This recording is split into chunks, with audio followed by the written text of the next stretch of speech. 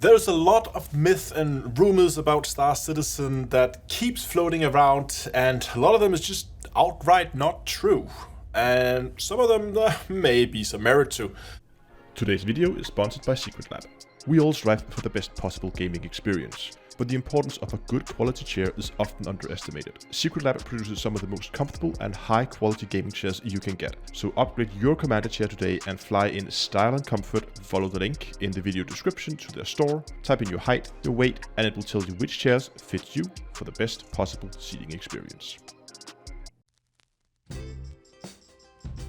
The first myth I want to start with is that a lot of people still seem to think that you can only buy ships in Star Citizen for real money. This has been iterated multiple times whenever I post videos on this game. For anybody who has been playing the game will know that that is of course just not true. The way it works in Star Citizen is whenever CIG introduces a new ship, it will be made available as a real money purchase only. And in a subsequent patch, subsequent larger patch at least, often it comes out like 3 months later, those ships will then be made available in-game, so you can buy them for in-game money as well. That means if you want to be the first to have access to the newest and the most shiny, greatest toys in the game, well, you gotta fork over some credits. Luckily, what you can do is you can take those ships and you can go into your account and you can trade them in for store credits. So you basically get the money. They don't get it back, but you get it in and you can have it as store credit, and you can then use those to buy other ships. So if you're just interested in always having the latest and the greatest ships, well, you can fly them for one patch, trade them in, buy something else. Saying that you can only buy ships for real money, that's just not true. Now the next one here is a little bit less clear-cut, that the game is unplayable due to bugs. It depends how sensitive you are to bugs. If you're very bug sensitive, then yes, you would probably consider Star Citizen being completely unplayable. I don't think it is. I think that's being a little harsh on the game. Star Citizen certainly has its fair share of bugs, and then some. I'm not trying to defend the game and saying that it's completely fine. There is bugs, and there is a lot of them. As any veteran Star Citizen player will tell you, is a large part of learning the game is also learning how to avoid running into the bugs, or if you do, how to circumvent them. And I can understand that this can be frustrating for a new player, and it helps make the learning curve for the game so much more steep, because not only do you have to learn the game, which is complicated in itself, but you're also running into bugs, and as a new player you don't know if the game is behaving the way it's supposed to, or whether you're running into bugs. It can be hard to distinguish for a new player.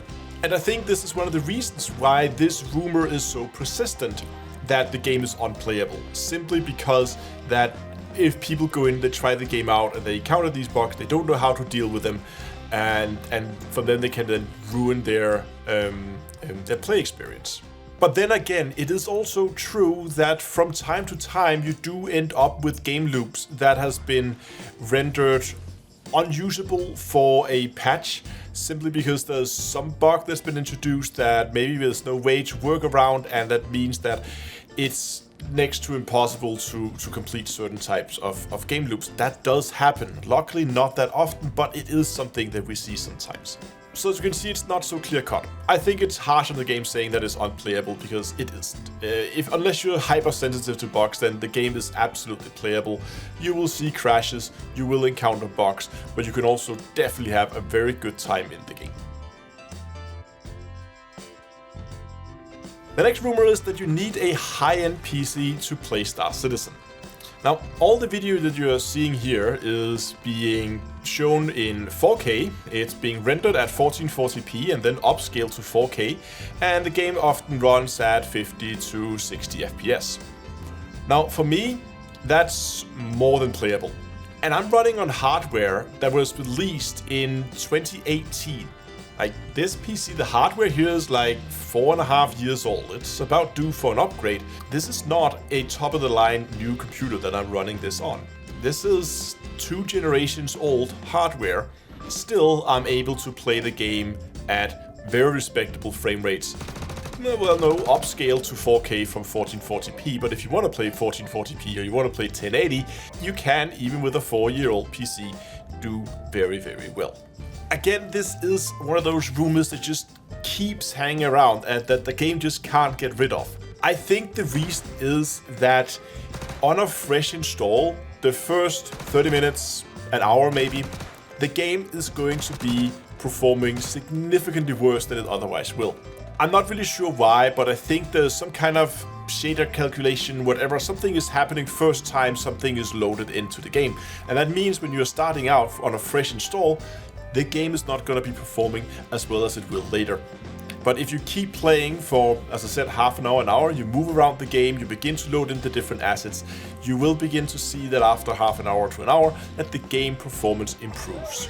And it will retain this performance boost because, as I said, it's only like a first time thing after a fresh install of the game. And adding to that, CIG has a lot of focus right now on performance of the game. There's been a lot of focus on a new Gen 12 renderer, there's some Vulkan stuff coming in the future. The game performance has been improved a lot. In the past, yeah, it was again super heavy, but as the game goes through its paces, more and more focus is being put into making the game more performant, making it accessible to more people.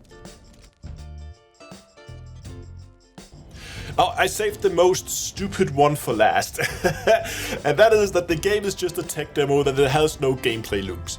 Anybody who says that is either just trolling or just wanna be hating on the game. At least they have never actually played it. Because anyone who has spent any amount of time in the game will know that there is a number of different gameplay loops already working that you can go and interact with today. Now, just to mention some of them, you have 3 varieties of mining. Hand mining, where you can dive into caves to find precious gemstones and bring them out in your backpack. We have surface mining, where you can drive around in cars and scoop smaller rocks up on the surface. You have ship-based mining, both planet-side and in space, where you can go and mine ships, bigger rocks, collect materials that way. There is trade, hauling cargo from A to B, making profit in the process. We have PvE, mostly in form of bounty hunting. You have both, of course, PvE in ship-based combat, but also on foot, where you can go and clear bunkers from pirates, stuff like that, clear a ship that's been boarded, stuff like that. There's plenty of stuff to do, both, as I said, in ships, of killing other spaceships, or on foot, shooting with handheld weapons. Then, of course, there is PvP, and in a similar fashion, there is both ship-based and also ground combat. And it's actually not just like random PvP where people run around trying to find people. It's something that is being orchestrated or can be orchestrated in the game, where we have places like Jumptown, where PvP is encouraged, where there are events happening with PvP in mind. Then there's the whole exploration side of the game, where you can't go out and begin to explore new star systems as you can in other games like Elite Dangerous. It offers exploration on a much smaller scale, where you can be sent out to explore derelict ships that's been crashed, and you need to go and find a certain piece of cargo that a client really want, or go and look for missing crew members, either ships that's crashed on the ground, ships that's been somehow derelict in space, and you have to fly around this zero-G environment and try to navigate around. A lot of these like exploration type, ship exploration type missions are focused around what CIG called traversal puzzles. And then, of course, there's the whole cave exploration side of it. If you're not too claustrophobic, you can dive into a cave and try to look for, well, other people who have gone missing in there. It's a mission type that gives you a reward if you complete it. There's lots of gemstones to be found down there, so you can make some profit with that as well, if that's something that you fancy. The rumor that the game is a tech demo and has no game loop is very persistent. The game just can't seem to shred that rumor. And I think it's because it's something that in the past has been true, but has changed slowly over time.